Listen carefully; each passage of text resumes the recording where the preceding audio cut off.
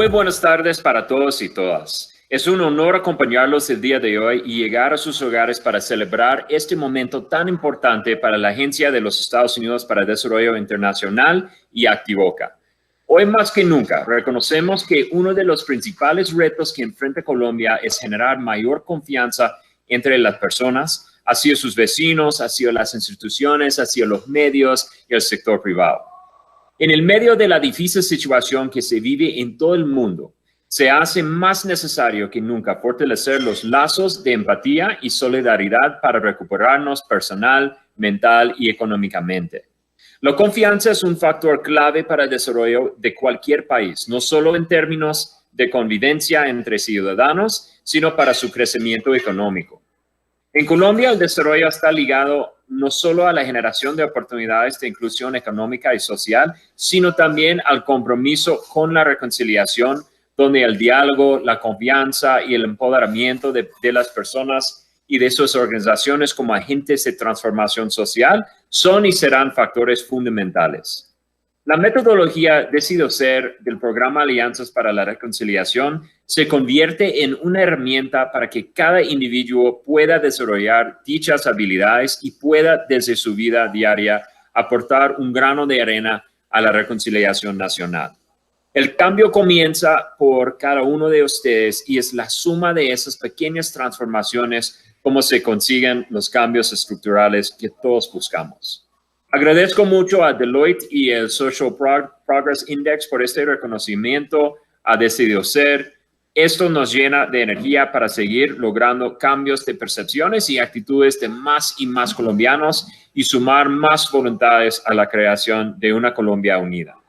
Entre ellos, los medios de comunicación juegan un papel muy importante, mucho más en momentos en los que las nuevas tecnologías han facilitado el acceso a la información y el impacto positivo y negativo que pueden tener sobre sus audiencias. Finalmente, quiero reconocer el valioso trabajo que hemos realizado con el tiempo para cambiar las narrativas alrededor de la migración y potenciar procesos de empatía, respeto y empoderamiento.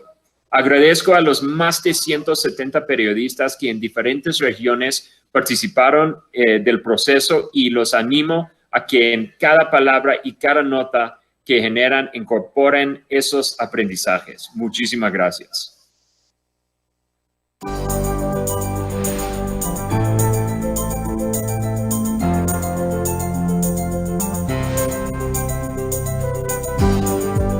Señoras y señores, buenas tardes. USAID, Activoca y El Tiempo Casa Editorial les brindan la más cordial bienvenida a este foro Construir Confianza desde el Corazón de las Empresas.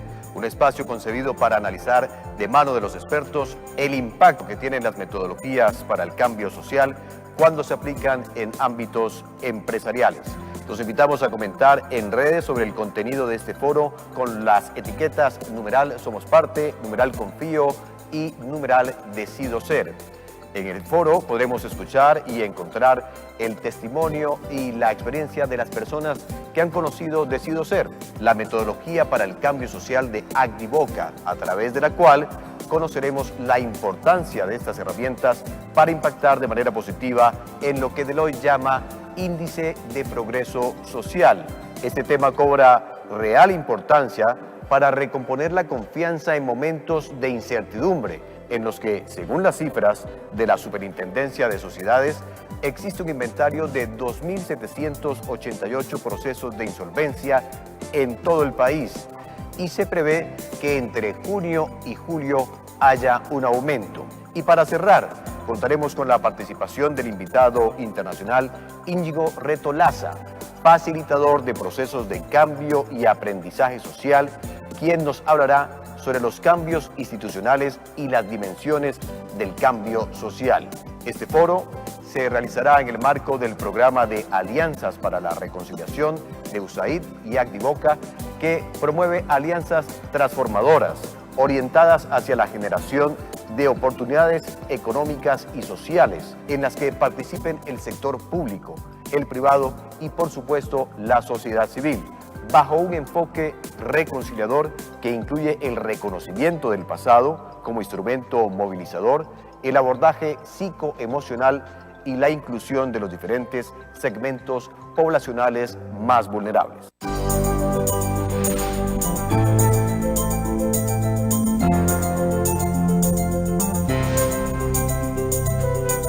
Vamos a empezar este foro Decido Ser, cómo construir confianza desde el corazón de las empresas, con una invitada muy especial, Gisela de Andrés. Gisela es gerente de apoyo psicosocial del programa de alianzas para la reconciliación de USAID y Acdivoca. Gisela, bienvenida. Qué gusto que estés en este foro con nosotros. José Antonio, muchas gracias. Para mí es un gusto estar aquí compartiendo este espacio contigo. Quisiera empezar con una pregunta muy básica, Gisela, y es, ¿qué es Decido Ser? Porque lo hemos mencionado durante toda la introducción del foro, pero muchos de quienes nos ven de pronto no saben qué es Decido Ser. ¿Qué es? Decido Ser es una herramienta diseñada por Acdivoca en el marco del programa de Alianzas para la Reconciliación de USAID y Acdivoca, que se ha implementado en más de 27 municipios, que ha acompañado el proceso de decisión de cambio de más de 21.000 personas, y es una metodología que lo que promueve es activar procesos reflexivos para la toma de decisiones de cambio, a través del encuentro, a través de generar reflexiones y activar esa decisión de que las personas podamos decidir que somos parte del cambio. Estamos convencidos, José Antonio, que nada va a cambiar si no decidimos que algo pase, que el cambio inicia en nosotros. ¿De qué manera esta metodología de Decido Ser impacta de manera positiva a las corporaciones que deciden adoptarla y desarrollarla? Una excelente pregunta. Te quiero contar que a lo largo de estos últimos años hemos acompañado y fortalecido capacidades en más de 90 organizaciones de tipo empresarial y de tipo organizacional para activar procesos de cambio social. Y Decido Ser llega a múltiples entornos. Y sé que ahora me voy a centrar en las empresas, pero te quiero contar. Transita por el individuo, por la familia, por la comunidad, por el barrio, por la institución educativa. Y desde luego entonces en las organizaciones. ¿Cómo funciona Decido Ser en las organizaciones y en las empresas? La experiencia nos ha mostrado que tenemos dos rutas muy fuertes para implementarla. Una que tiene que ver con todos los procesos de relacionamiento comunitario, de concertaciones comunitarias, de procesos de responsabilidad social empresarial, de inclusión y de apuestas por el desarrollo. Y una segunda que tiene que ver con los procesos de bienestar y de crecimiento del talento humano. ¿Cómo lo hacemos? Activando que las personas resuelvan de manera pacífica sus conflictos, se reconozcan líderes capaces de incidir, pero además reconociendo ese proceso innovador que cada individuo tiene, que es capaz de contribuir en su entorno más cercano y más relacional. Desde luego, su empresa, su equipo de trabajo. ¿Esta metodología Decido Ser tiene algún componente de las llamadas habilidades blandas? Sí, desde luego que sí. Decido Ser entrena habilidades para la vida, nos gusta llamarlos así, habilidades para la vida, 15 habilidades para la vida. Me gustaría contarte que Decido Ser es modular y es flexible. Y entonces reconoce las particularidades, las necesidades de cada audiencia con quienes trabajamos y ahí intencionamos el trabajo que vamos a hacer. Así que entonces nos permitimos ser flexibles, adaptables, customizables, pero ante todo, y creo que es un importante reto, logramos medir el cambio, logramos medir los resultados de comportamiento. Yo te quiero contar algo y le quiero contar algo a la audiencia. De las 21.000 personas que han transitado por Decido Ser, hemos logrado medir procesos de cambio y resultados de comportamiento en más de 11.000 personas, 11.900 personas exactamente, logrando promover resultados de comportamiento en el 78% de ellas. ¿Cómo ha sido la experiencia de Decido Ser en las regiones en las cuales Acdivoca ha desarrollado proyectos de desarrollo con las comunidades? Yo creo que es una experiencia muy positiva, que además que las personas que hacen parte y han vivido Decido Ser y transfieren Decido Ser, porque además para el programa de Alianzas para la Reconciliación, para USAID y para Acdivoca, es importante generar capacidad instalada en los territorios. Han recibido la metodología muy bien, la han adaptado además, articulado en sus diferentes mallas curriculares o procesos de acompañamiento psicoemocional. Y esto lo que nos permite en este momento es poder con tranquilidad contar la experiencia, pero además los resultados, siempre orientados a esas nuevas acciones que ocurren en las vidas de las personas. Y yo quiero ser enfática en esto, y es personas con baja autoestima que hoy tienen una autoestima y reconocen sus procesos de autoconfianza. Personas que antes en múltiples entornos, familiares, comunitarios, empresariales y organizacionales, resolvían los problemas de manera conflictiva, de algún modo, negativamente conflictiva. Hoy los tramitan a través del diálogo. Personas que no necesariamente reconocían la diversidad y la inclusión como una opción de vida real, hoy tienen en sus organizaciones y en sus empresas la diversidad que somos como especie. Y eso pasa porque ocurre Decido Ser, porque las personas permiten que Decido Ser llegue a sus vidas y a las organizaciones. Gisela, ¿cómo ha sido el tema de Decido Ser en la alianza entre Acdivoca y El Tiempo para atender el tema de la migración de Venezuela, en el éxodo que nos cambió para siempre? ¿Cuáles han sido los resultados concretos en la aplicación de este programa para todos los hermanos venezolanos o para atender esa comunidad que llegó al país en busca de ayuda y de oportunidades? Antonio, esta pregunta me parece fundamental y quiero dar un paso atrás y contarte algo. Decido Ser ha trabajado por tener profundizaciones temáticas, y así como hay toda una línea de profundización empresarial que nos convoca hoy, hay una línea también de profundización que se llama Decido Ser sin límites para generar estrategias de afrontamiento y aculturación e identidad para superar el duelo migratorio.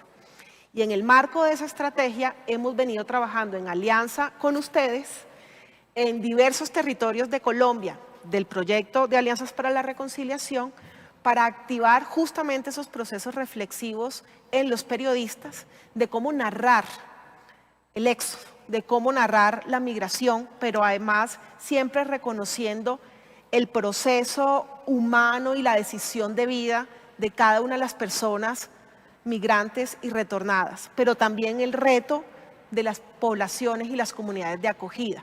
Y lo que yo creo que ha pasado, y tú has tenido la oportunidad de vivirlo de algún modo, es que se encuentran muy fuertemente Decido Ser con sus procesos de activar la empatía y el ejercicio periodístico que ustedes lideran. Y eso lo que nos ha permitido es crear nuevas narrativas y generar y movilizar imaginarios a favor de entender la migración como una oportunidad.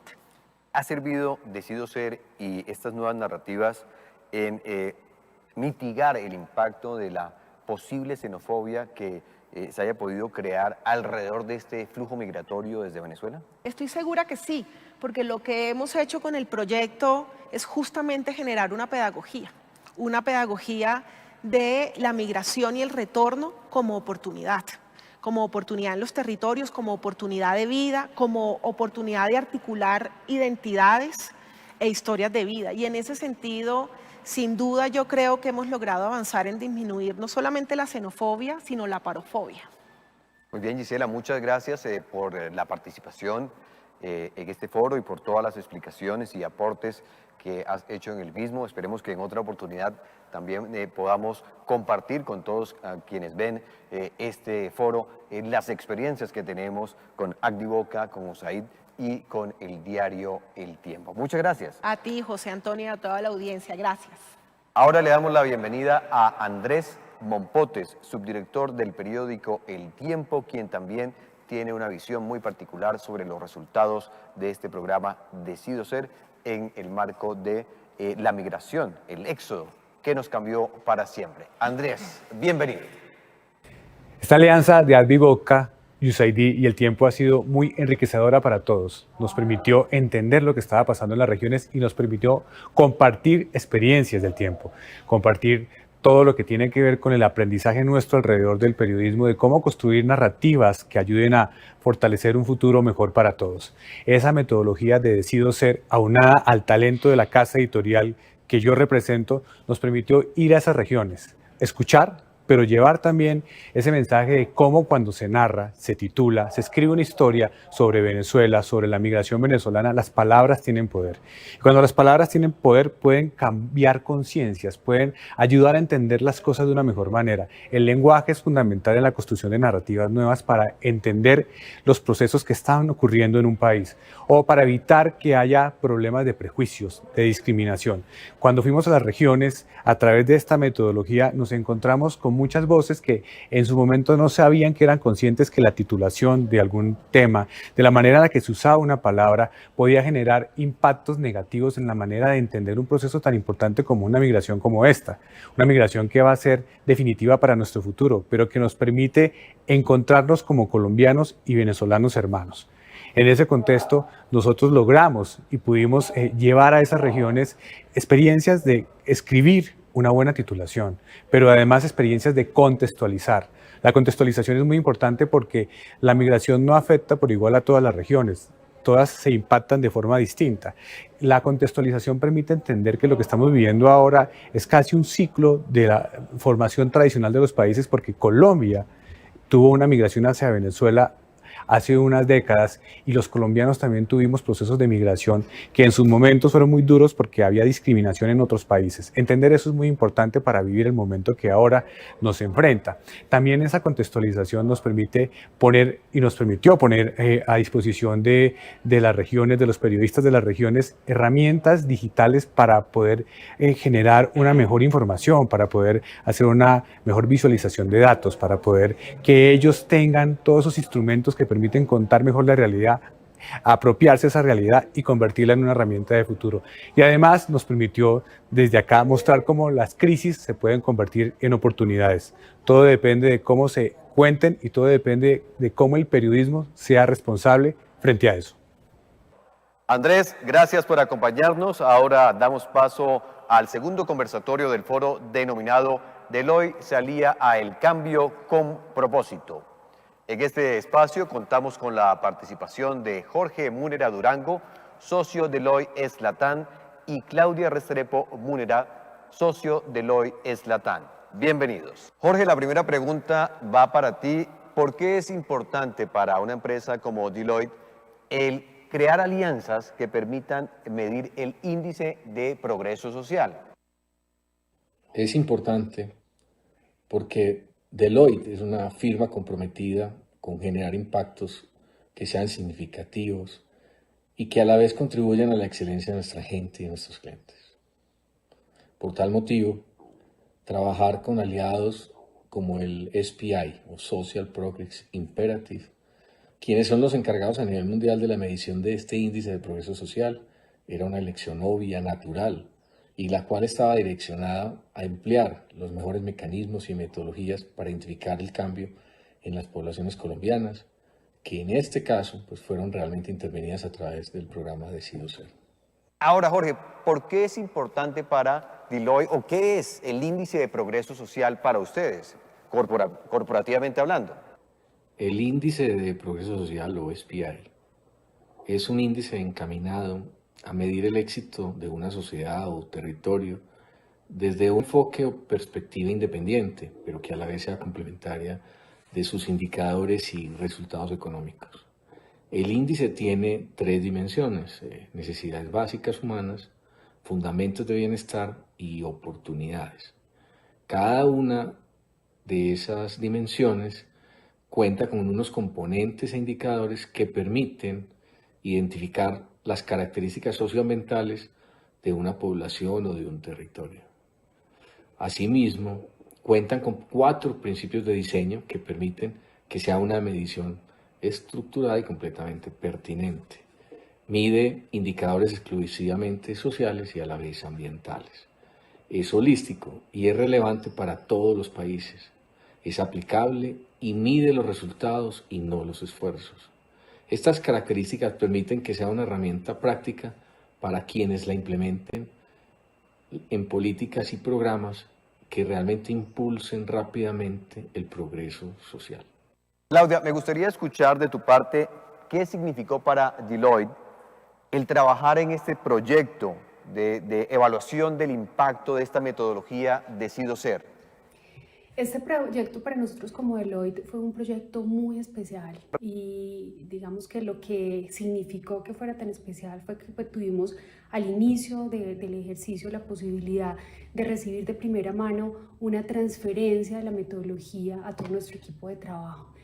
Y realmente entender y vivir una muestra de estos encuentros que tendríamos más adelante para conducir la medición nos permitió no solo ponernos en el lugar de esos participantes que habían sido intervenidos por Decido Ser, sino también nos permitió generar al interior del equipo profundas reflexiones personales que sin duda pues nos hicieron pensar y ver de una manera diferente la vida y a su vez generar una enorme expectativa con respecto al momento en el cual íbamos a poder entender esa intervención de Decido Ser en los contextos de las diferentes personas intervenidas. De manera general, nosotros tuvimos opción de conversar con 585 personas en básicamente 8 territorios en 7 departamentos del país, con participación de diferentes grupos etarios. Quisiera destacar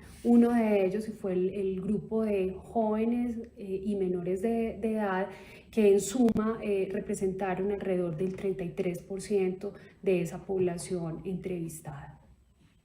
¿Y cómo fue el comportamiento de ese índice de progreso social luego de aplicar esta metodología Decido Ser en diferentes regiones? De manera general, el índice de progreso social o IPS de todos los territorios en los que realizamos la evaluación de impacto tuvo definitivamente un cambio significativo. Decido Ser impulsó el nivel de progreso social de los participantes, pasando de un nivel muy bajo de progreso social a un nivel alto. En promedio, cuantitativamente, el cambio estuvo alrededor de 40 puntos, encontramos territorios nuevamente en promedio en un 44 y terminamos o entendimos que el impacto de Decido Ser generaba una puntuación alrededor de 84. Podríamos profundizar, por supuesto, en el análisis cuantitativo, pero quisiera referirme al cualitativo. Nosotros pudimos evidenciar que posterior a la intervención de Decido Ser, los participantes habían tenido cambios en sus comportamientos individuales y en su modo de relacionarse con la comunidad.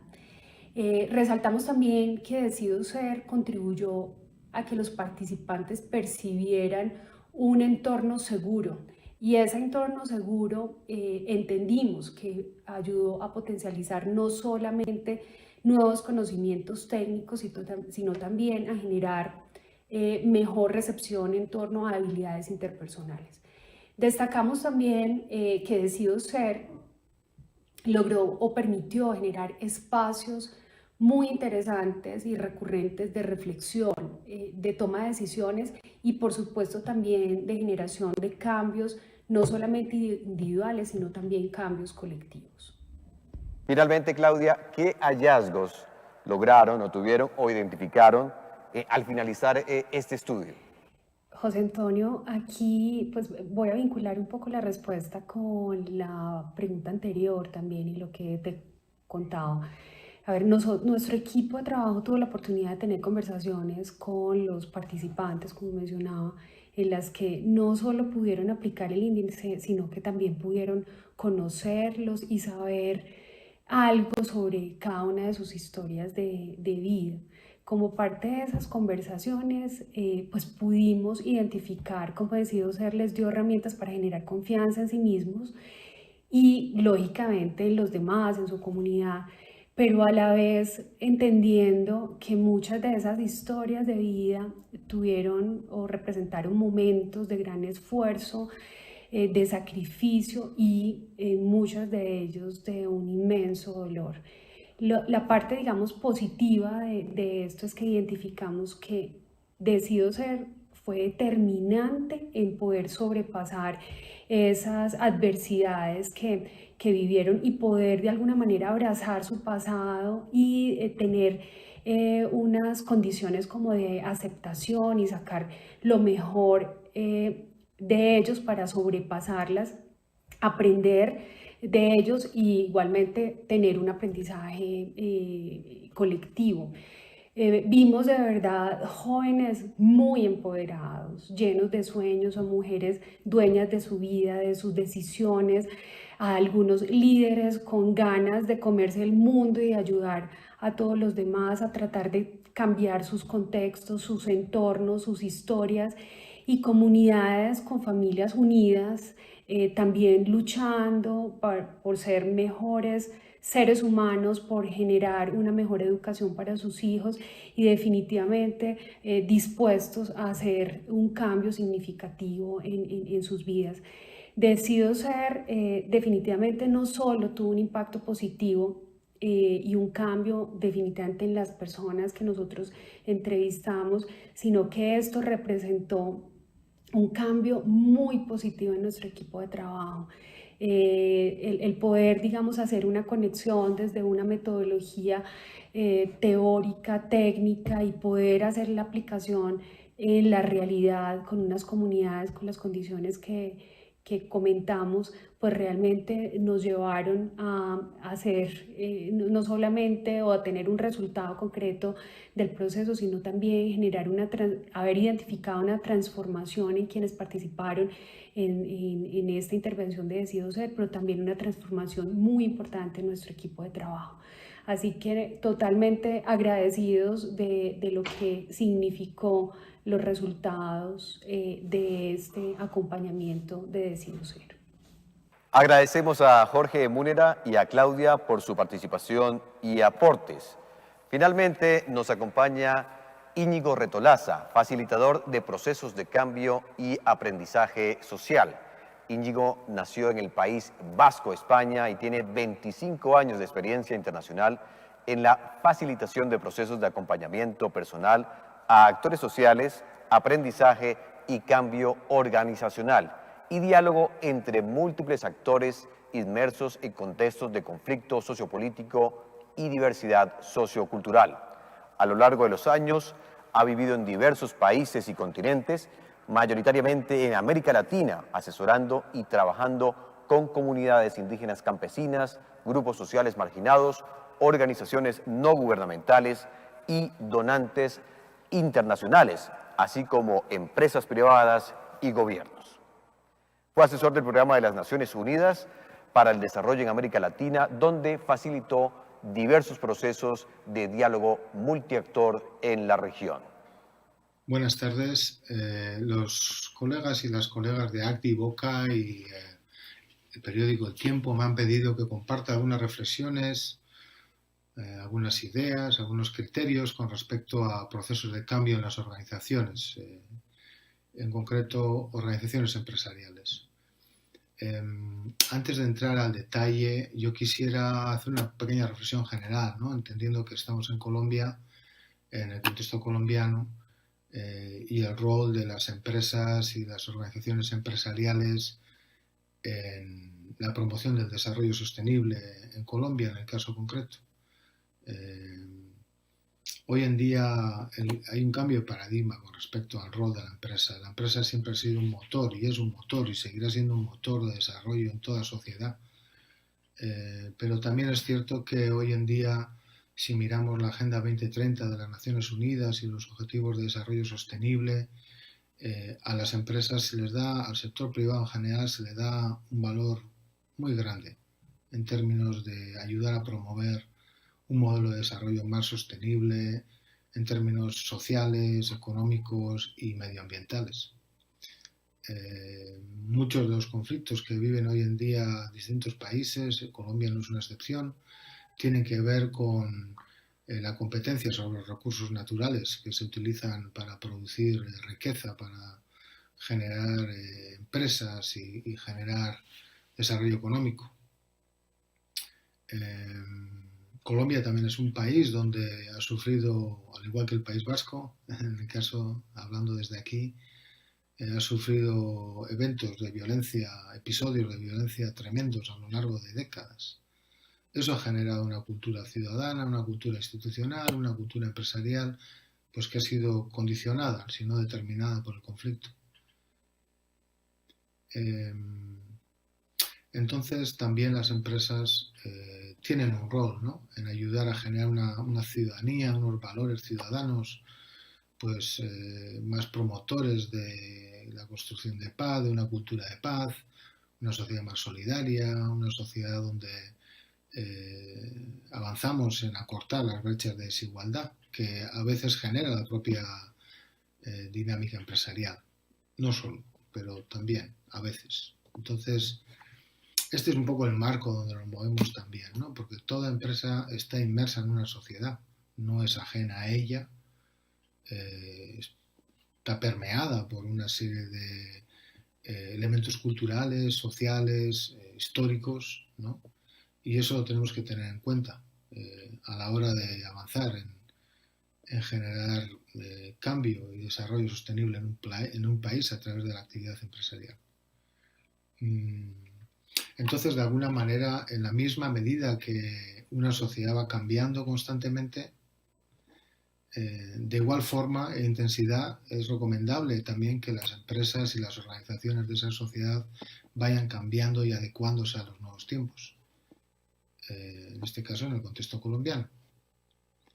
Entonces, la pregunta fundamental es cómo llevamos adelante esos procesos de cambio que se nos requiere como empresa por el propio entorno económico, empresarial en el que nos movemos, el entorno social, cultural, institucional en el que nos movemos.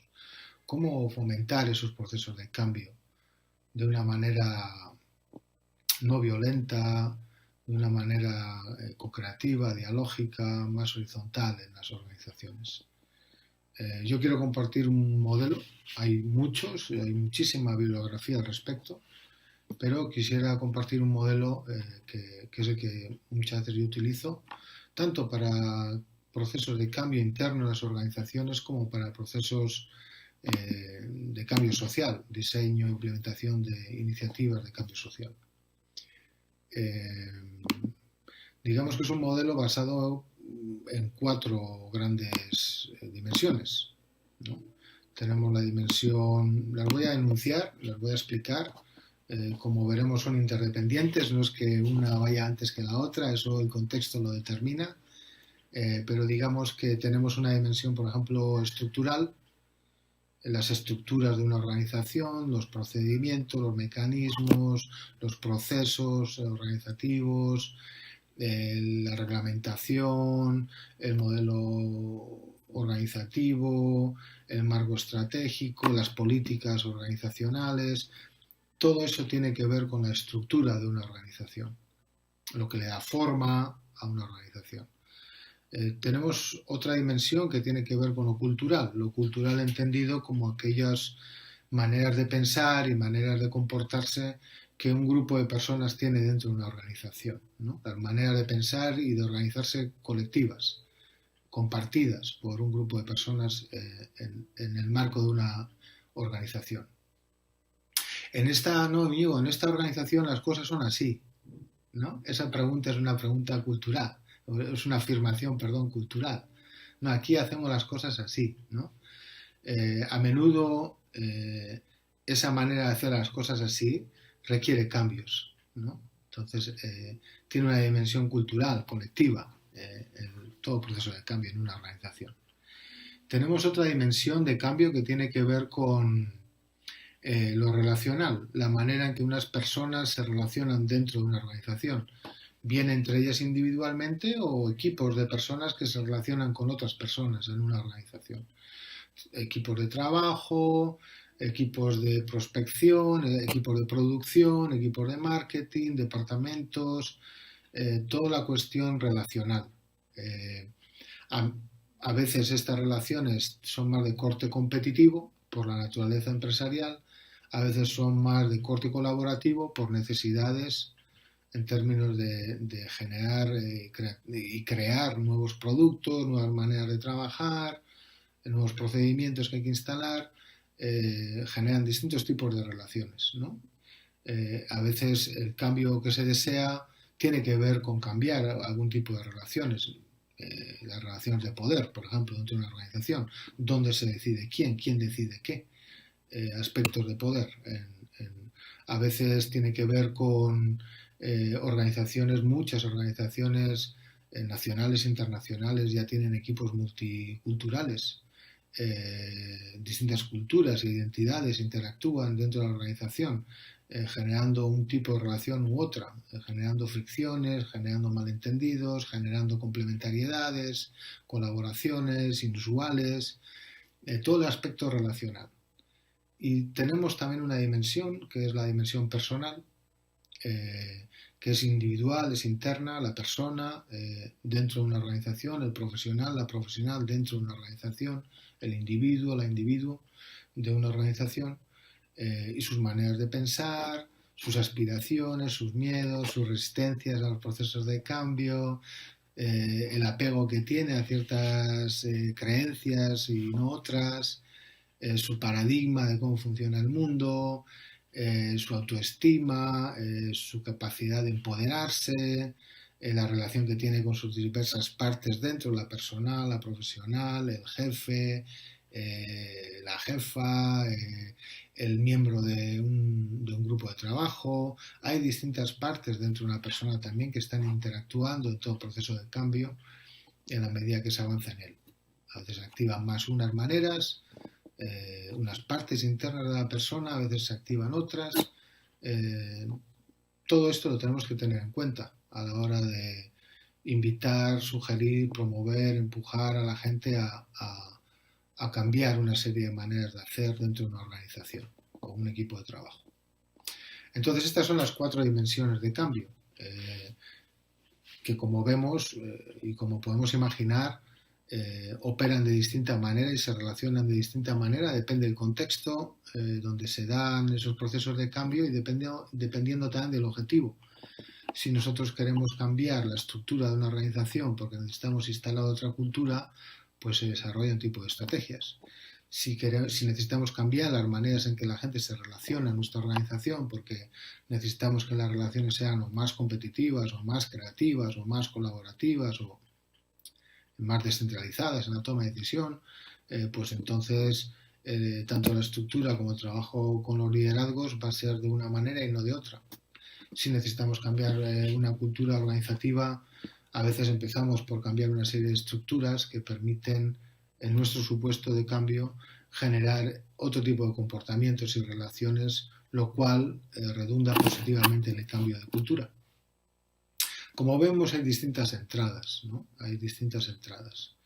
En España, por ejemplo, pongamos un caso de cambio social.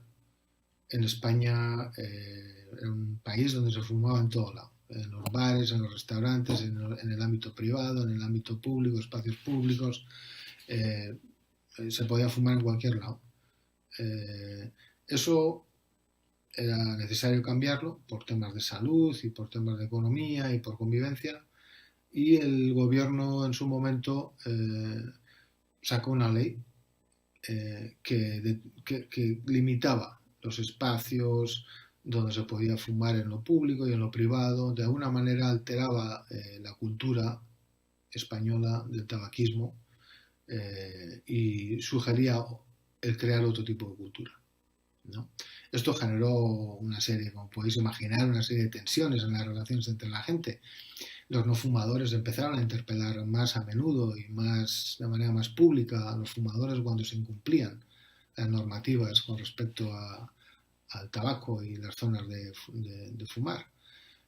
Ciertas personas empezaron a cambiar su comportamiento y dejaron de fumar, o personas fumadoras empezaron a salir del restaurante donde estaban porque ya no se podía fumar ahí, entonces en el postre o en las sobremesas se salían fuera. Eso alteraba las relaciones en la mesa, en la familia, en la cuadrilla de amigos o una comida empresarial, ¿no? Generó ciertas alteraciones en la manera que la gente se relacionaba, ¿no?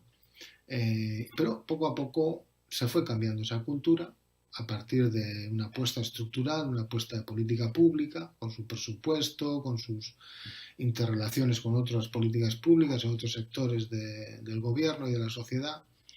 Y hoy en día, pues bueno, pues tenemos una ciudadanía, una sociedad donde se respeta mucho más los espacios de fumar, de no fumar, se respeta más a los no fumadores, a las no fumadoras, no genera ya tantas tensiones de relación y digamos que la convivencia en términos de fumar o no fumar, pues es una buena convivencia, digamos, ¿no? Digamos que ahí hay un cambio que se deseó y que se logró, ¿no? Por poner un caso de cambio social, ¿no?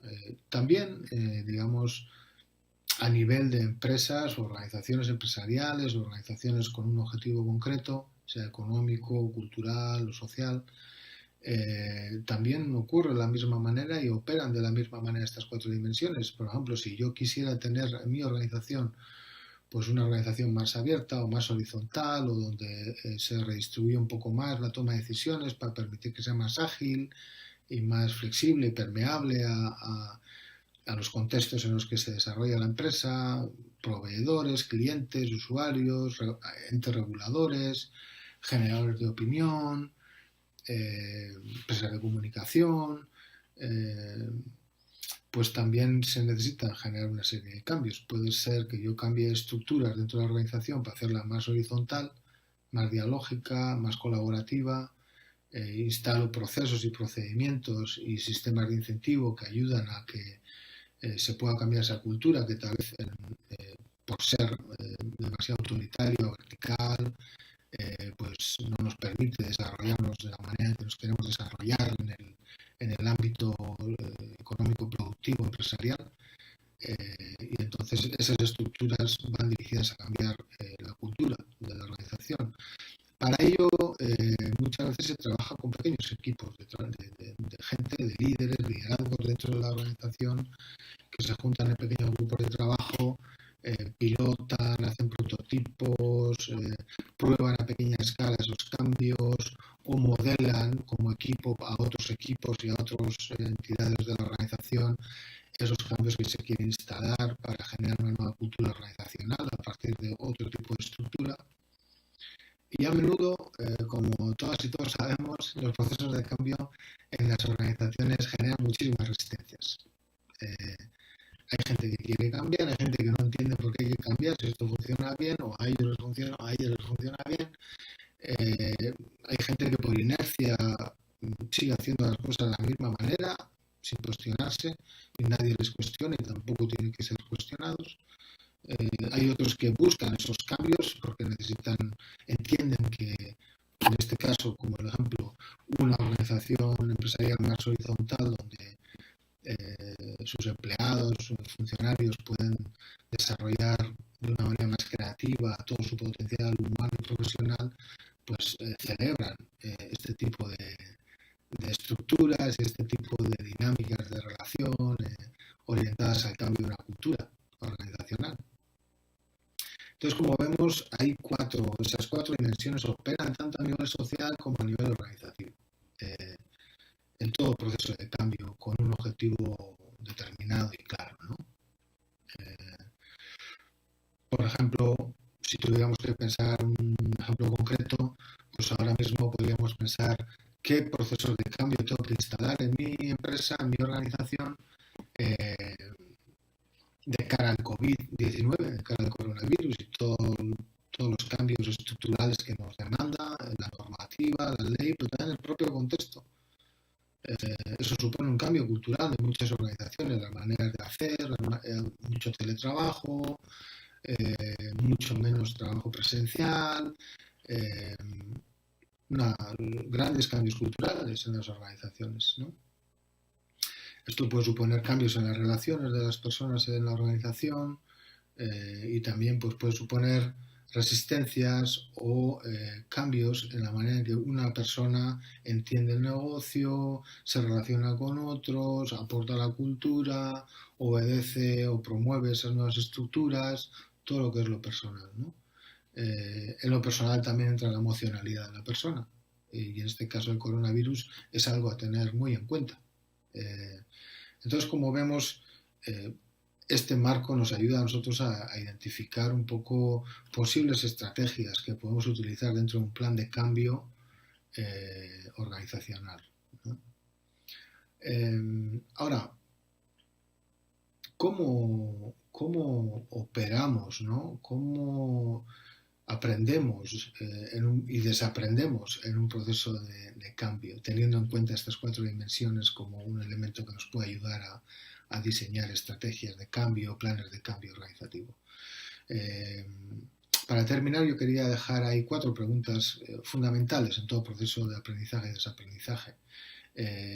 Una pregunta tiene que ver con qué tenemos que seguir haciendo. O sea, ¿esto funciona? ¿Nos va bien? ¿Este elemento, esta práctica funciona y está dirigida también a ese cambio, a ese objetivo de cambio que tenemos, y deberíamos de amplificarla y hacerla más y mejor? Entonces la pregunta es, ¿qué tengo que seguir haciendo? Hay otra pregunta fundamental en los procesos de aprendizaje y desaprendizaje en las organizaciones, que tiene que ver qué es lo que tengo que dejar de hacer. Aquellas cosas que impiden, obstaculizan, se resisten, sabotean los procesos de cambio que queremos empujar. ¿Qué es lo que tenemos que dejar de hacer? Ya nos queda claro, esto no nos ayuda, más bien a veces todo lo contrario. Y habrá que establecer estrategias de cambio para dejar de hacer una serie de cosas y hacerlas de otra manera. Eso me lleva a la tercera pregunta en un proceso de aprendizaje y de cambio en una organización, en este caso, que tiene que ver, bueno, entonces no me queda claro, o sea, ¿qué necesita más claridad? ¿Qué necesito aprender? ¿Qué necesito saber? Todo lo que tiene que ver con clarificar un poco la confusión en la que podemos llegar a estar siempre en distintos momentos de un proceso de cambio. ¿Qué necesita más claridad que nos pueda ayudar a impulsar de una manera más alineada, más armónica, menos violenta o agresiva los procesos de cambio que necesitamos instalar en nuestra organización? Y una última pregunta de aprendizaje orientado a la acción tiene que ver con, entonces, ¿qué es lo nuevo que tengo que empezar a hacer? ¿Qué tenemos que empezar a hacer que antes no estábamos haciendo? ¿Verdad? Prototipos, nuevas iniciativas, experimentos, pequeñas prácticas organizativas, distintos modelos de trabajo. ¿Qué es eso nuevo que tenemos que empezar a hacer en nuestra organización? ¿No? Esto es lo que quería compartir con ustedes. Por un lado, la importancia del sector privado, el sector empresarial en el desarrollo sostenible de una sociedad, de un país, y el valor que estas empresas y sector privado y sus organizaciones tiene a la hora de construir una ciudadanía más solidaria, más humana, una ciudadanía que en el caso colombiano apuesta y construye paz. También quería compartir un poquito un modelo de las 4 dimensiones del cambio que nos pueden ayudar a orientarnos en esos procesos de cambio, con un aspecto estructural, un aspecto cultural, un aspecto relacional y otro personal, y 4 preguntas que nos pueden ayudar a generar movimiento e intentar ordenar en la medida de lo posible los procesos de cambio, porque siempre hay un elemento no voy a decir caótico, pero sí de desorden o de desconocimiento, porque todo proceso de cambio sabemos por dónde empezamos, pero realmente nunca sabemos dónde vamos a llegar a terminar. Y hay esas 4 preguntas de seguir haciendo, dejar de hacer, aclarar y de empezar a hacer, que nos pueden ayudar a darle direccionalidad y a tener seguridad en el proceso de cambio organizativo. Les agradezco el tiempo que se han dado en escuchar y espero que les genere nuevas preguntas, reflexiones que les ayuden a hacer que sus procesos de cambio en las organizaciones pues, sean más efectivos, sean más humanos, sean más dirigidos a construir pues una ciudadanía más sana, por decirlo, y a generar sobre todo profesionales más potentes y más orientados a los procesos de cambio que nuestra organización tiene que poner en marcha. Muchas gracias. Todos hacemos parte de algo grande. Una familia. Una comunidad. Una organización. Una empresa. Y todos buscamos contribuir con el objetivo de cumplir las metas. Nuestro trabajo, unido al de los demás, genera resultados positivos para nosotros mismos, nuestra empresa y la sociedad. Sin embargo, a veces pasamos por situaciones cotidianas y problemas que no contribuyen al cumplimiento de los objetivos. Y con el paso del tiempo, cuando no logramos sobrepasar estas barreras, la empresa puede ser menos coherente, sostenible y rentable, haciendo que quienes hacen parte de nuestros equipos de trabajo Sientan que su talento no es tenido en cuenta. Pierdan sentido de pertenencia. No alcancen las metas. ¿Qué hacer cuando todos vamos en direcciones diferentes? Cuando el individualismo prevalece sobre el trabajo conjunto. Cuando no nos sentimos parte de una empresa. Estas mismas preguntas las hemos pensado y por eso hemos creado Decido Ser, que promueve la confianza en empresarios y a través del desarrollo de habilidades siembra la semilla del cambio personal para resolver situaciones colectivas y cotidianas. Trabajamos a partir de temas como gestión para el cambio, inteligencia emocional, acción sin daño, pensamiento estratégico, generación de confianza, género e inclusión, bajo el lema Lo vivo, lo aprendo. Y lo aplico. En mi vida diaria. En nuestra empresa. En nuestros equipos de trabajo. En cada uno de los que hace parte del talento humano. entendiendo que la transformación colectiva nace del cambio personal de cada individuo. Porque Cambiando yo mismo, puedo cambiar mi entorno. Trabajando en equipo, los resultados son más satisfactorios. los resultados de Decido Ser no solo se encaminan al mejoramiento del bienestar de quienes hacen parte de una organización y de su crecimiento económico, sino que se alinean con los objetivos de desarrollo sostenible, haciendo de los lugares de trabajo entornos productivos, felices y comprometidos con su razón social. Fortaleciendo la innovación y las capacidades de los equipos de trabajo. Fomentando la retención y promoción de talento. Generando sentido de pertenencia. Propiciando escenarios de inclusión. Nuestra experiencia con otras empresas y los resultados obtenidos son testimonio del alcance de Decido Ser y nos llenan de satisfacción. Súmese al grupo de empresas que ya han confiado en nosotros. Decido Ser, porque lo personal siempre es colectivo.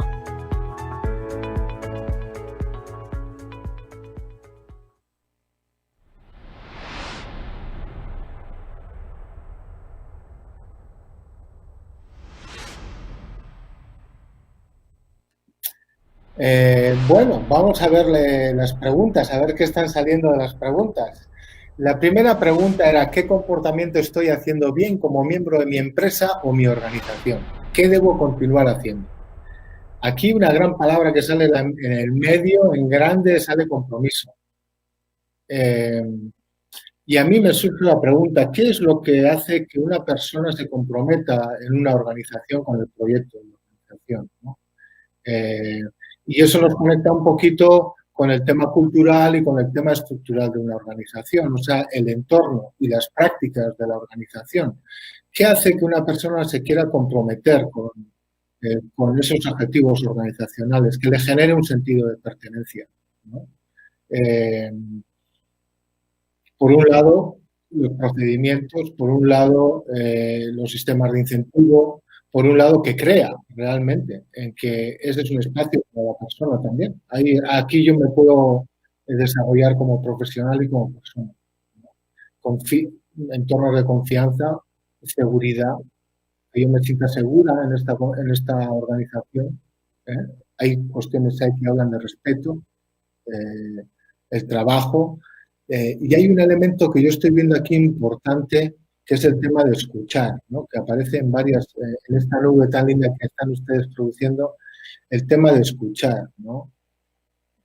La escucha va con el hablar, escuchar y hablar. Y entonces es un proceso de diálogo, dialógico, ¿no? Una persona se escucha a sí misma cuando está hablando con los demás. En la medida que hablo con los demás, yo soy capaz de escucharme a mí misma a través de ellos. Este es el tema de la escucha, no es simplemente escuchar por escuchar, como escucho a un pájaro o escucho en una reunión que estoy ahí esperando a que esa persona se calle para que yo pueda meter mi argumento o atacar a la otra persona. Eso no genera compromiso, eso no genera sentido de pertenencia en una organización, ¿no? Entonces, la escucha también tiene que ver con cosas de escucharme a mí misma.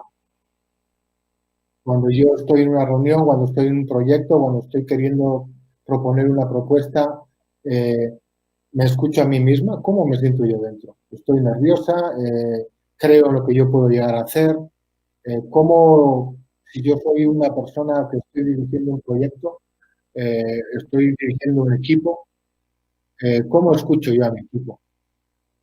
¿No? Le pongo más atención a ciertas personas, a ciertas ideas que son como las mías, escucho lo que está más allá de lo que se está diciendo. Entonces, el tema de la escucha es fundamental, es fundamental. Es un elemento, es una práctica intrapersonal, escucharse a una misma. Estoy nerviosa, no estoy nerviosa, creo en lo que estoy haciendo, ¿no? Escuchar las distintas partes que están habitando en mí, la insegura, la segura, la que quiere liderar, la que puede acompañar, la que se somete a las iniciativas del grupo, al objetivo común. Todo eso tiene que escuchar. Una organización, ¿cómo escucha? Hay espacios para que se escuche, hay reuniones donde, más allá de tomar decisiones, se escucha a la gente donde está. Una organización escucha hacia afuera, aquí escucha hacia afuera, a los usuarios, a las personas, a los consumidores. El tema de la escucha es fundamental. Escucho a la competencia. ¿No? Estoy viendo también uno que tiene que ver mucho con, a mí me parece, con lo que yo llamaría una metadestreza, ¿no?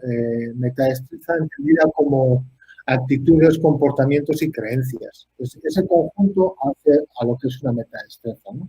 Digamos que, por ejemplo, yo puedo saber, puedo tener la destreza de utilizar un martillo para, ¿no? De un solo golpe, clavo un clavo.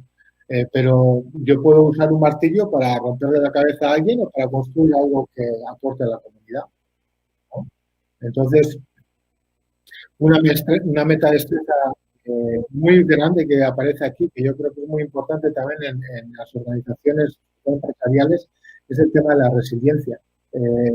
Los entornos empresariales a veces también generan estrés por la competencia, por las propias dinámicas de grupo, por los plazos que nos ponemos, los resultados que tenemos que obtener. Eso a veces nos genera ansiedad, nos genera depresiones, porque no saben las cosas, una empresa a veces baja, sube. El tema de la resiliencia es fundamental en una persona, ¿no? El ser capaz de superar esos momentos de bajón que nos pueden dar en un proyecto que estamos llevando adelante. Y es vuelta a preguntarnos, una organización, ¿cómo ayuda? Para empezar, la organización, ¿cómo es más resiliente? Pero la organización es resiliente en la medida en que las personas que están en esa organización tienen esa capacidad de resiliencia, esa metadestreza de volver a levantarse después de una situación de estrés. Eso en un país como Colombia ahora mismo pues es fundamental, es fundamental, porque el propio país está queriendo salir de una situación de estrés muy grande y todavía está ahí, pero la resiliencia es fundamental. Estamos viendo adaptabilidad, estamos viendo aquí, estoy viendo una que me ha gustado mucho, solidaridad, el valor de la solidaridad en un equipo. A veces hay que apoyar a ciertas personas del equipo. ¿Somos solidarios? ¿No somos solidarios? Está eso integrado en la cultura organizacional, el tema de la solidaridad, ¿no? Ahí también he visto flexibilidad. La flexibilidad es una metadestreza fundamental en una organización, porque toda organización no deja de ser un ecosistema diverso. O sea, hay distintas opiniones, hay distintas edades, distintos años de experiencia. A veces la gente que lleva mucho tiempo dice, bueno, yo ya sé, cuando viene un joven y propone algo en la organización, no, eso ya lo intentamos y no salió, ¿no? Entonces hay que ser flexible también a las nuevas propuestas que vienen a un equipo. Cuando traemos gente nueva al equipo, hay que ser flexibles también en términos de tener paciencia, de acompañar a esa gente para que precisamente asuma ese compromiso con la organización. Y la flexibilidad es un elemento fundamental. Esto tiene que ver con las estructuras de la organización. Hay estructuras de la organización que permiten que esa organización sea más flexible, menos psicorrígida también, ¿no? Y eso sí tiene que ver con metadestrezas personales, el tema de ser menos psicorrígido, ¿no? Bueno, yo puedo empezar en un proyecto organizacional, en un proyecto empresarial, con una primera idea. Esto es lo que tenemos que hacer. pero en la medida que yo necesito integrar a otras personas de la organización para poder llevar adelante ese proyecto, también tengo que ser flexible para desapegarme un poquito de mi primera idea, para que eso dé espacio para que otra gente también se incorpore con sus ideas al proyecto, que no sientan que no pueden incorporar su idea. Eso no genera sentido en una empresa, en ningún proyecto y en ninguna organización. Entonces, en la cuestión de flexibilidad, a mí me parece como, si hablamos de atributos personales, fundamental, ¿no? Y yo creo que flexibilidad con una misma, con uno mismo, ¿sí? En el sentido de no volvemos a intentar de una manera, porque por ahí ahora tienes que intentar de otra manera, amigo. Tienes que ser flexible contigo mismo también. No tienes por qué forzarte a ti misma todo el tiempo de que yo dije que tenía que ser así, y así va a ser. Eso a veces ocurre dentro de uno, ¿no? Dentro de una persona. Entonces, la flexibilidad es fundamental en el trabajo de equipos, sobre todo en equipos que cada vez son más diversos, ¿no? Ya lo he comentado antes. Hoy en día las organizaciones cada vez son más diversas en su configuración, ¿no? También ya no son solo los hombres los que están tomando decisiones en las organizaciones, ese techo de cristal. Ahí también tenemos que ser flexibles y abrir el espacio para que también las mujeres entren a esos espacios de toma de decisión. Eso es lo que genera sentido de pertenencia también de otras diversidades dentro de la organización, ¿no? Pasemos un poco a la segunda pregunta, a ver qué nos plantean desde la segunda pregunta. La segunda pregunta comentaba, ¿qué actitud o comportamiento debo dejar de hacer? Pues limita ver el cambio que quiero ver en la empresa de la que hago parte. Una palabra, ahí tenemos pocas, les invito a que nos tiren más preguntas ahí, compromiso, desesperanza, conformismo, orden, control. Pues eso va de la mano de lo que estaba diciendo, la flexibilidad, ¿no? La flexibilidad está en un lado, digamos si es un continuum, como una batería, positivo y negativo. En un lado tenemos flexibilidad, en el otro tenemos control y orden. Las dos tienen que tener un lugar en la organización, pero las dos tienen que tener un lugar en la organización. Muchas organizaciones, desde su propio organigrama, a sus propias maneras, que son a veces muy procedimentales o muchos procedimientos que para tomar una decisión tienes que pasar por 8 niveles de control. Para cuando vuelve la decisión a la persona que tiene que implementar esa decisión, a veces las oportunidades de negocio ya han pasado. Entonces ahí tenemos que ver también cuán flexibles somos, cuán adaptativos somos de cara a poder responder a las necesidades que el entorno nos plantea, ¿no? Entonces, mucho orden, mucho control sin flexibilidad, nos metemos en un problema. Entonces sí me alegro de ver aquí esa actitud o el comportamiento que tengo que dejar, porque es una buena reflexión, es una autocrítica de la persona, uno mismo. Esto es fundamental para los líderes. Los líderes, hay liderazgos que son como muy masculinos, ¿verdad? Como que quieren controlar, que quieren ordenar. Eso a veces entra en confrontación con otros tipos de liderazgo, que no necesita necesariamente todo que ser yo el que lidere todo el tiempo. Liderar también es acompañar, también es crear espacio para otros. Esos son liderazgos también, liderar también es integrar a otros, son liderazgos más femeninos, la parte más femenina que entra en la organización. Por eso necesitamos también compensar uno con otro, ¿no? El conformismo, claro, el conformismo, si no tengo sentido de pertenencia, me conformo con cualquier cosa. Si no me dejan a mí participar en la toma de decisiones, pues bueno, pues mi sentido de compromiso también se baja y bueno, pues ya me irán diciendo, ¿no? El conformismo. El conformismo es un gran enemigo de la innovación, que aparecía en la primera pregunta, ¿eh? Entonces, ¿cómo nosotros enfrentamos el conformismo en una organización? ¿Cómo incentivamos a la gente a que deje de ser tan conformista y empiece a ser más proactiva, ¿no? El orden, el excesivo orden y el excesivo control genera gente más conformista. Bueno, pues sí, si es así, pues bueno, ya me dirán lo que tengo que hacer, ¿no? Y de ahí a la desesperanza, que ahí se plantea también como un gran elemento que está ahí, pues hay un pequeño paso, ¿no? Entonces, sí, este tema yo lo veo mucho en las organizaciones, ¿no? El tema del orden y el control como como la manera dominante de entender cómo hay que gestionar los equipos, los procesos, los procedimientos. Demasiado control nos va a llevar un poco a la parálisis y a que la gente se desenganche de los procesos, ¿no? Entonces ahí sí os invito, ¿no? Sí les invito a todos ustedes también a que vean realmente, se miren y digan, bueno, ¿y yo cuán controlador soy? ¿No? ¿Cómo yo me relaciono con el control? A veces el control también tiene que ver con la propia inseguridad de la persona que genera muchos mecanismos de control por su propia inseguridad.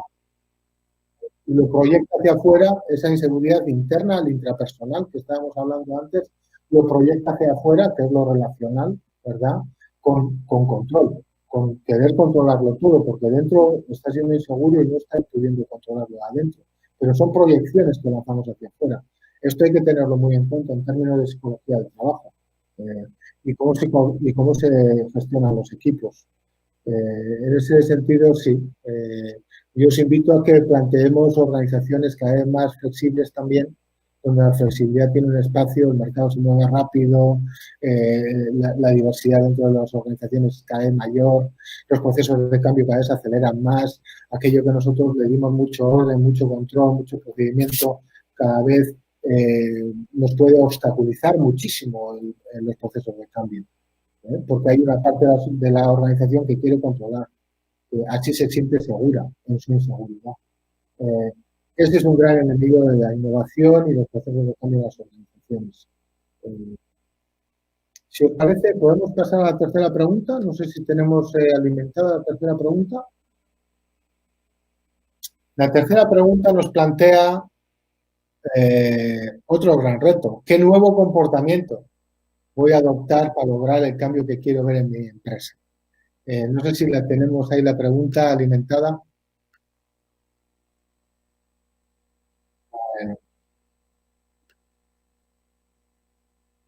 Ahora están apareciendo más, muchas gracias. Aquí ya están apareciendo más palabras en la segunda.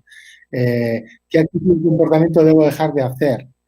Desconfianza, pues lo que estábamos hablando, agresividad. Este es un punto muy importante, ¿no? Que a veces ni nos damos cuenta, el tema de la agresividad. Es un comportamiento que tiene que ver con el contexto cultural también, ¿verdad? Y también con las historias personales de la gente que está liderando los equipos o la gente que está simplemente participando en las organizaciones, cómo responde a aquello que no le gusta, a aquello que no entiende. Tiene que ver con la resiliencia. La resiliencia nos ayuda a ser menos agresivos, a saber gestionar mejor nuestras emociones en un equipo. Y ahí los entornos, vuelvo al entorno, porque es la parte cultural, estructural.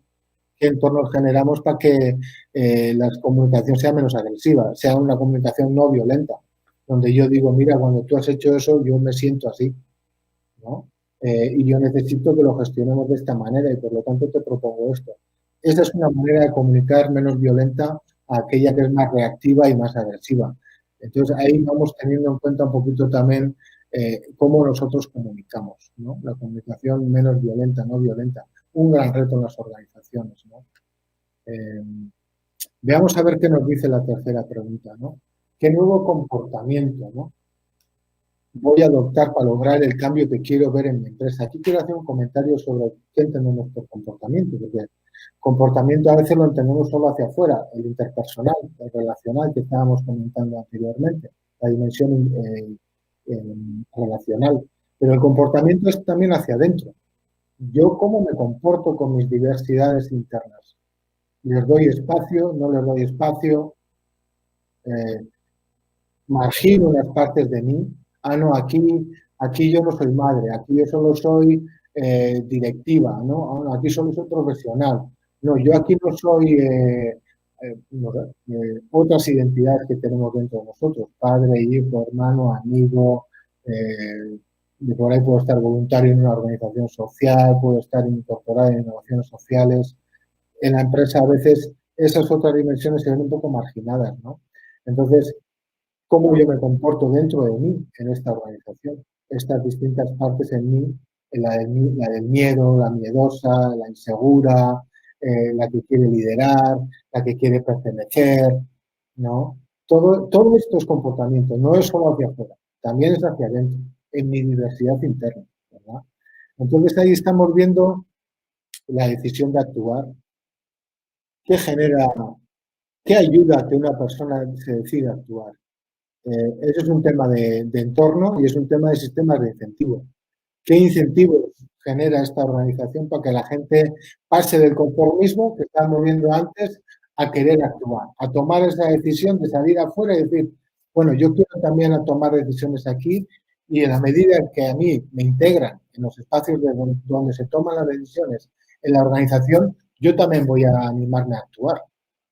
Porque cuando la gente no participa en los procesos de toma de decisión en una organización, eso también genera ese conformismo. Eso es lo que también afecta negativamente a la decisión de querer actuar, de querer integrarte en la acción dentro de la organización, no solo ser un ser pasivo en la organización que me diga lo que tengo que hacer. Entonces yo, la verdad es que me alegro mucho que eso esté ahí. En medio tenemos positivismo, ser positivos, eso no tenemos que confundir el ser positivo con el ser políticamente correcto.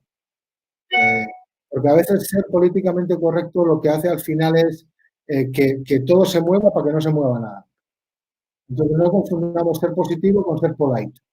Eso es muy distinto, ¿no? El positivismo tiene que ver también con la resiliencia, el creer que yo me puedo levantar de aquí, tener ese espíritu positivo para poder salir para adelante.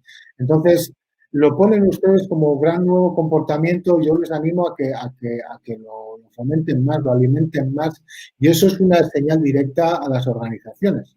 Las organizaciones, cómo generan espacios más positivos, donde la gente se sienta más en buena onda, hablando en términos coloquiales, ¿verdad? Este es un espacio donde yo todas las mañanas quiero venir a trabajar, ¿no? Ya he comentado un poco lo de la participación, la innovación, la proactividad surge ahí de nuevo, el compromiso está volviendo ahí, ¿no?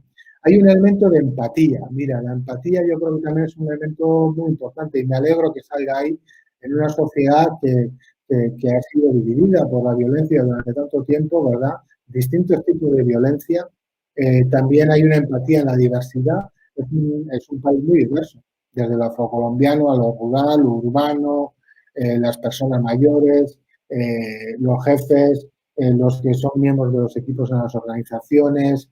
La empatía es fundamental, es ponerme en el lugar del otro, es sentir al otro en mí. A través mío yo siento al otro. De eso estamos hablando cuando hablamos de empatía. No estamos hablando de ser políticamente correctos ni educados, que obviamente queremos ser educados, somos personas educadas, pero va más allá la empatía va más allá de la tolerancia. Tolerar es un poco como, bueno, no me gustas, pero bueno, quédate aquí. No, eso no ayuda a generar sentido de pertenencia en una organización. Si yo siento que mi voz se escucha, si yo siento que esta emoción en la que yo estoy ahora, este estrés en el que estoy, se está escuchando, se está diciendo, bueno, estate tranquilo, lo vamos a ir viendo, te vamos a acompañar, vamos a poner a alguien que te ayude. Yo siento que tú estás nervioso. Eso no es lo mismo a que me digan, oye, ya estás terminando, que te falta, ¿no? La cultura del control. Entonces, la empatía es un comportamiento fundamental que hay que cultivar como sociedad, todas las sociedades, ¿verdad? Por ejemplo, estábamos escuchando en las presentaciones el tema de las migraciones. ¿Qué sociedad no ha migrado? Es una condición del ser humano migrar, moverse de un lado a otro, ¿no? Entonces, mucha gente migra no por querencia, sino por necesidad, ¿verdad? Entonces, esa empatía. Dentro también de una organización tenemos distintos niveles de decisión. Tenemos la gente, la secretaria, la persona que nos limpia las habitaciones, las salas. También hay que tener empatía con toda esa gente, ¿no? Tratarla con respeto. Dentro de un equipo, todo esto, ¿no? Que estamos comentando, ¿no? Aquí pone qué nuevo comportamiento voy a adoptar para lograr el cambio que quiero ver en mi empresa y sea la autonomía.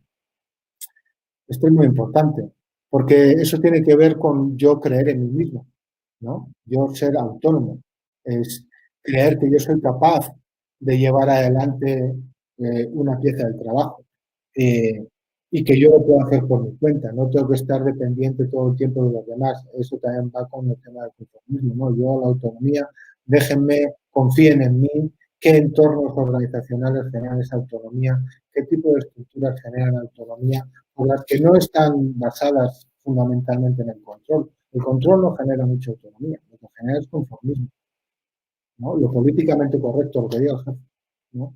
Pero nosotros lo que queremos hoy en día son equipos adaptativos, flexibles, ágiles, que se muevan, que sean autónomos en su toma de decisiones. La toma de decisiones es fundamental. Hay que redistribuir el poder en las organizaciones, hacerlas más mallas, no tanto verticales, ¿no? Eso va a generar dinámicas más autónomas.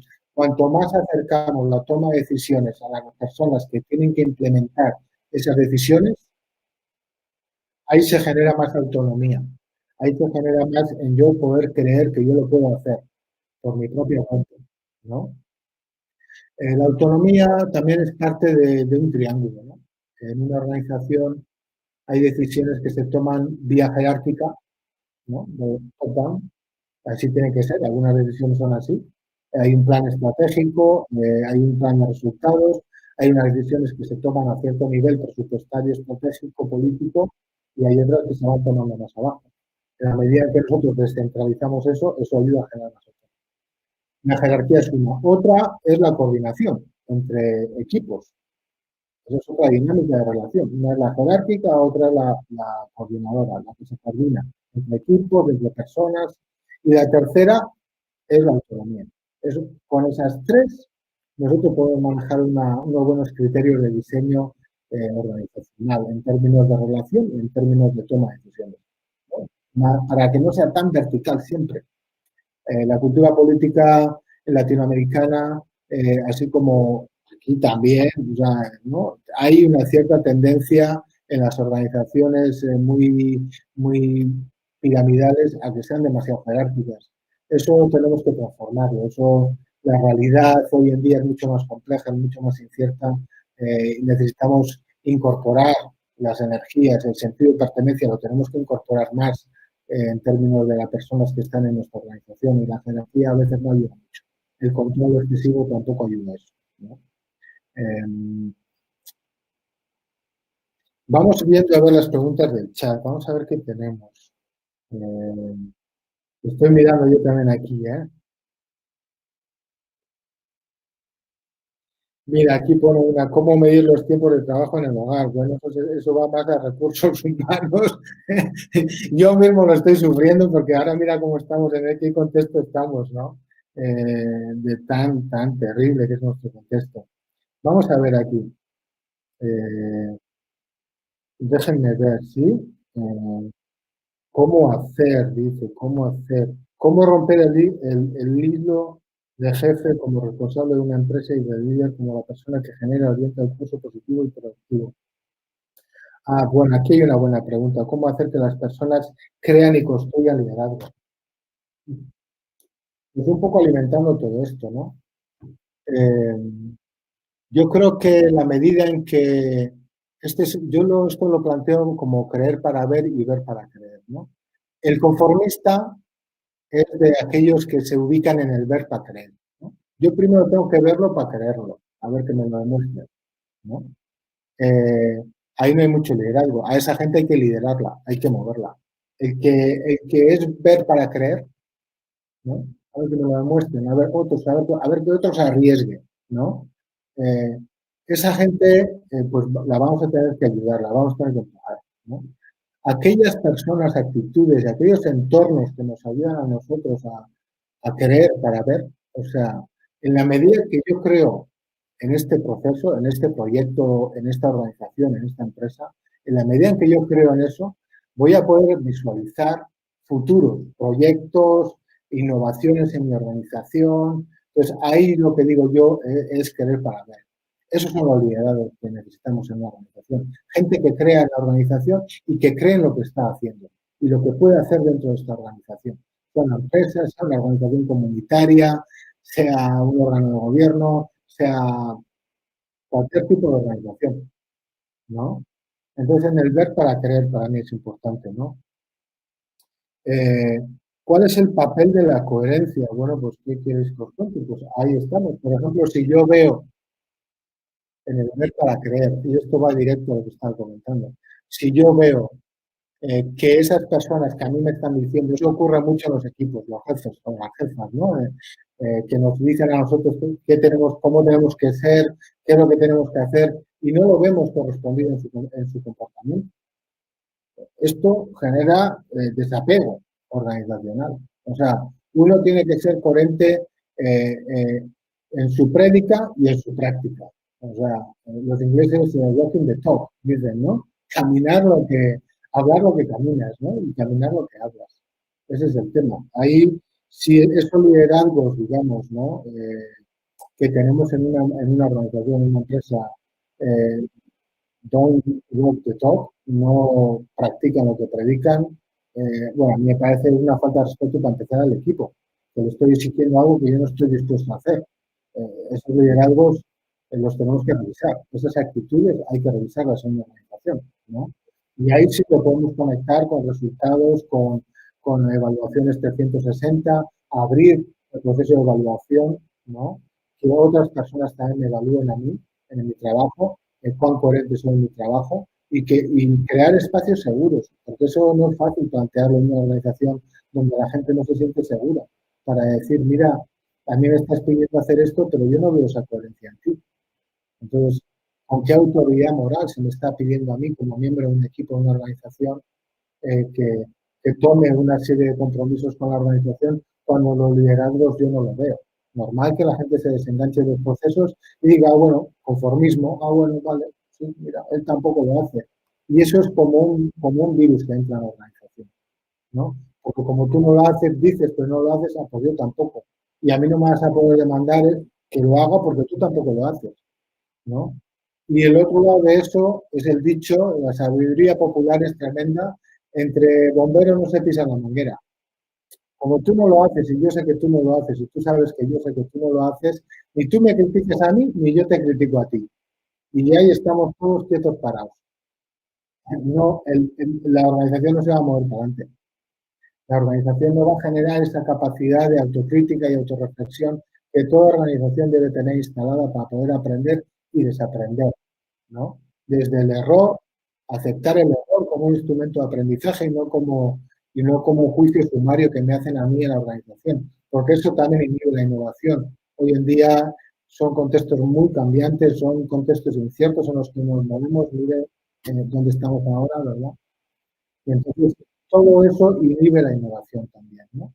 El no ser coherente, el no predicar lo que yo digo, esos liderazgos no los queremos, los tenemos que evolucionar, Es un reto, ¿no? Pero tenemos que evolucionar, ¿no?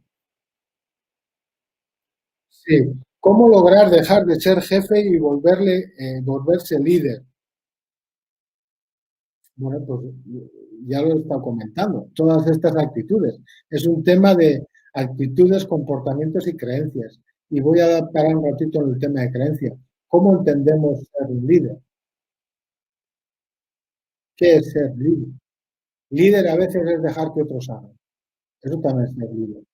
Líder es generar equipos y confiar en que ellos me van a traer el resultado que han dicho que van a traer, que lo hemos acordado. Eso también es ser líder. Entonces, ahí hay que tener un cambio de paradigma en el líder, ¿no? Por un tema de vivimos en sociedades heteropatriarcales, ¿no? Donde el hombre es el líder y la mujer no. La energía masculina prima y la energía femenina no.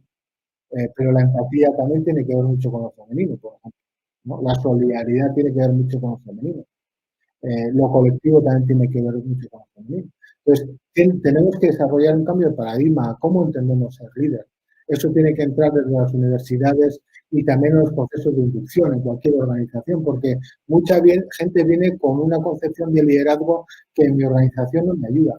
Los procesos de inducción tienen que ayudar a que esas personas que de por ahí han trabajado durante X años en otras organizaciones, en otros entornos culturales organizativos distintos al que yo quiero fomentar en el mío, necesitamos generar procesos de inducción que ayuden rápido a que esa gente desaprenda una serie de vicios, de liderazgo vertical, demasiado heteropatriarcales, ¿no? más matriciales los queremos, ¿no? Más abiertos, más empáticos, más solidarios, todo lo que más flexibles, toda esa otra energía más femenina que tiene el liderazgo, también lo tenemos que traer a la organización. Y eso, para acortar la curva de aprendizaje de la gente nueva que traemos a la organización, requiere un acompañamiento al inicio. Programas de inducción, mentoring dentro, tener un coach dentro, un peer que me ayude a entender todo esto, generar espacios de confianza donde esas personas nuevas que entran también puedan plantear sus crisis que están teniendo de adaptación a nuevas culturas organizacionales más abiertas, más matriciales. Eso tiene que ver con estructura, ¿no? ¿Cuándo se dan los tiempos para eso? ¿Qué sistemas de incentivo ponemos en el lugar para que la gente pueda aprender y desaprender rápido? Esos procesos de inducción, cómo los estamos haciendo. No es solo enseñar a la gente procedimientos, estas son las reglas en esta organización, sino también esta es la cultura, estas son las prácticas, estos son los comportamientos que tenemos en esta organización y que te invitamos a que tú te sumas a esto. Eso es lo que genera compromiso y eso es lo que genera sentido de pertenencia a la organización, cuando la gente siente que se le está acompañando en el proceso y no que se la contrata y se la pone en el despacho y al mes se le empieza a pedir cuentas. Yo tengo una responsabilidad como líder y en el liderazgo, ¿verdad?, de cuidar de mi gente, el tema de los cuidados, ¿no? Cuidar de mi gente. No es solo decir, ¿qué tal estás esta mañana? No, cuidar de mi gente. De que esa gente que yo tengo en mi equipo esté segura, se sienta que tiene autonomía de decisión, que se sienta que el error no es un juicio que le va a costar una reducción de salario o una despromoción, que lo manden al último rincón a hacer fotocopias donde hemos castigado. Tenemos que cuidar de eso. El error también tiene su lugar en todos los procesos de innovación, ¿sí? Entonces, esos son algunos perfiles, esos son algunos elementos que a mí me parece que son importantes a la hora de entender lo que es un nuevo liderazgo en estos sentidos. Y más en una sociedad como la colombiana, por todos los contextos que hemos comentado y por las demás intervenciones que nos lo han planteado. Y en esa línea yo entiendo que también está decidido ser, ¿no? Entonces, ahí les voy a dejar con todas estas reflexiones, ¿verdad? Espero que la promesa que les habíamos planteado de compartir con ustedes algunas reflexiones y que se lleven alguna pregunta. Yo sí quisiera que ustedes se llevaran una pregunta nueva, ¿no? Vamos a ir cerrando.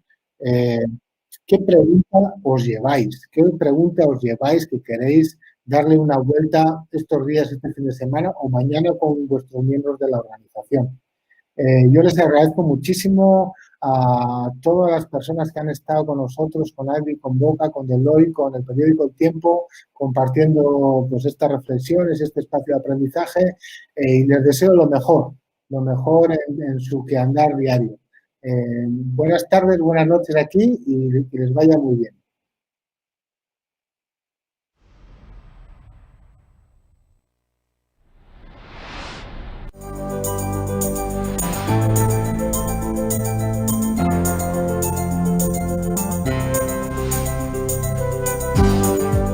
Agradecemos a Íñigo y a todos nuestros panelistas invitados el día de hoy.